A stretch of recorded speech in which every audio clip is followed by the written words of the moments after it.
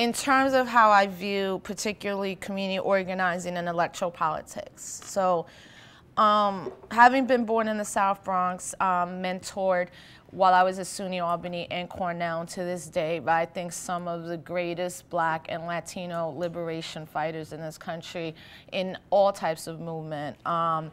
From Dr. James Turner to Vivian Verdell Gordon, one of the founders of the National Council of Black Studies, to Professor Collier Clark, who's a member of the Reconstruction Party.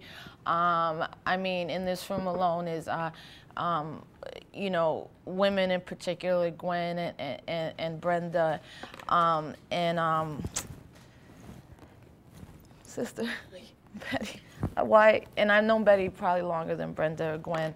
But it just slipped my mind. You know, I've seen these women in particular be in struggles of social justice all over this country, every issue, you know, and I take that very seriously, especially when in this election, women of color were marginalized, shut down, and quieted, even in the Democratic Party.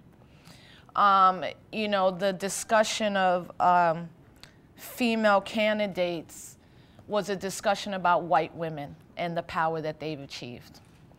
And it was funny because when I saw that Hillary Clinton might win the nomination, I started calling people, and I would think of this song that the Welfare Poets, has anybody here heard of the Welfare Poets? Right, so they have this song called Affirmative Actions, and Ray says, white women invariably marry white men to make a stronger white family. And that's how I saw Hillary Clinton, first and foremost, because I'm a student of history. I studied the Clinton administration for two various reasons. One, because I'm active around the issue of Puerto Rican political prisoners. And after a 20-some year struggle, Bill Clinton was forced to grant clemency because he knew that Hillary was going to run in New York as a senator. And there had to be something given, particularly to the Puerto Rican community and the Latino community, that would solidify her base. Secondly, I worked in the New York State Assembly with the Black and Puerto Rican Caucus. I was chief of staff for an assemblyman that's still there, Assemblyman Nick Perry. And I was working that year when Hillary announced her nomination. So I sat in a lot of meetings with her and her staff. And some of us as young people of color would ask, what's your stance on the prison industrial complex? What's your stand on what's going on in Vieques, Puerto Rico? You know, and as a great politician, she never answered that question. But what I saw that was interesting was I thought that we're going to get a lot of white women into office in the future. White women are going to follow Hillary Clinton.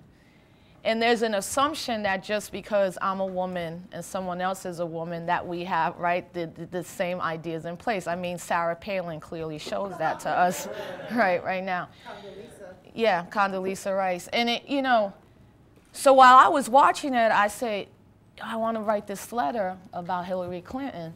And the week I was about to publish it, that's when Cynthia called me. And she had called me a couple times, and I thought she was more calling about having a fundraiser, getting more hip-hop activists involved in her campaign, because I've been a Green Party member since 2000. The Green Party was introduced to me at upstate New York when I was a student at SUNY Albany, when we were fighting the budget cuts, we were fighting the minimum stipends for graduate assistants, and we were also dealing at that time with starting a movement around sweatshop-free labor. And when you think about the sweatshop-free movement, that actual term was termed that movement solidified in Albany at a conference in 1994, and I met a Green Party member. And he said, if you're ever interested in electoral politics, there's more than two parties around. And I was graduating from college, and I didn't know that until I was 22, that there were other options besides the Democrats and Republicans. So I've been a member, so for me, it was very easy, particularly when my friend, who we are both graduates of Cornell. We've both been mentored by Dr. James Turner. Jared Ball called me and was like, I'm running for president. on the Green Party. And I was like, word? Like, I didn't even know you knew about the Green Party. We had never really talked about it. He said, yeah, I'm going to do it. He said, because the two-party system is so antiquated, it's going to break anyway. And I found a party that I feel could push a really multiracial justice movement, but where people of color could lead the party and what the new majority in this country could look like. So I was supporting Jared in his run. And then, of course, Jared bowed out and supported Cynthia.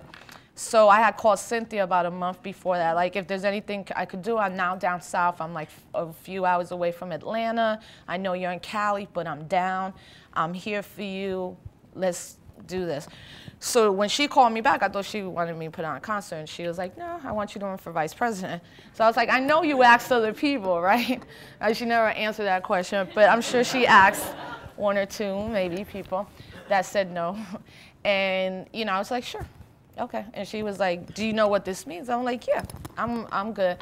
And then I started talking to people, and, you know, I knew what it meant to do the run, but I didn't know how much of an impact it would have. You know, Cynthia called me July 3rd. We've been at this less than 130 days. So what I was thinking today, after I left the political prisoner march, because I'm always thinking, oh man, we could do so much better. Where are the YouTube? Where are the videos? Where are the artists outside of hip hop that support the Green Party? What are we doing? Who's the national leadership? How am I going to get young people of color into this? Why are people saying Green Party is, you know, and somebody was like, Rosa, it's been 131 days, you know, just look a little bit at the impact that you guys have. Like, you know, you got to take a look back, a step back. 32 states. But for me, yeah, and it's 32 states. But because I've seen what this system will do to fighters in this country, I've seen what the system will do to shut down dissent. I've seen what has happened to the political prisoners that I consider my mentor, particularly Jalil Muntaqin, who I can't see right now because he's in Cali. Hopefully we'll get him back to New York. And I was like, you know what? The work that those political prisoners have put in have been decades-long work, even behind, you know, the dungeons, in these jails and these horrific conditions. So I'm completely proud of what we've done, but it's not enough. It's just not enough, you know?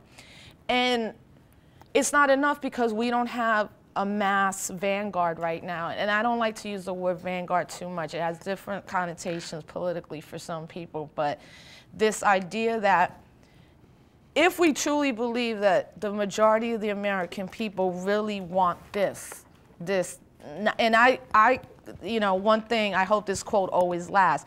I said in my nomination speech, the Green Party is not an alternative party, it's the imperative party. I don't get into discussions, the major party, no. Cynthia's running, McCain is running, Obama's running, Nader's running. I don't even lessen Cynthia or Nader around that issue. That's the problem right there. So we're even calling ourselves the alternative party, the moderate party, the minority party. We already are self-defeating, using self-defeating language. And we really have to come to a point where we do not use language like that, because we're not going to attract young people. Young people right now are scared. Young people are not apathetic. They don't trust any system in America. Why should they? Whether it's white kids in rural Iowa who've seen their friends shipped off to war, whether it's kids in Flatbush, whether it's the police now tasering people instead of shooting them 50 times, whether it's the constant daily immigrant raids, young people don't trust the system. And that's where we're winning. That right there is a good place for us to grab those young people, not just to run for office, but to be community organizers that use the that tool as a weapon, that begin to see that public policy has to be shaped by community organizers. And the only thing elected officials should be doing is pushing through that public policy that comes from the community organizers. It should not be the other way around. It should have never been that way. So it's even like when we look at what's going on in Wall Street, let's look at what's not happening. Why is labor, radical labor, not SCIU, who took over the Puerto Rican Teachers Union, real radical labor, not at the forefront of this issue? Not because they don't want to be, they're being completely iced out. Where are the economics people, you know, where is someone like a Naomi Klein right now on CNN? Where are the economists that know we can actually have a world that sustains everybody? So it's not just about what's happening, it's how that discussion even gets framed.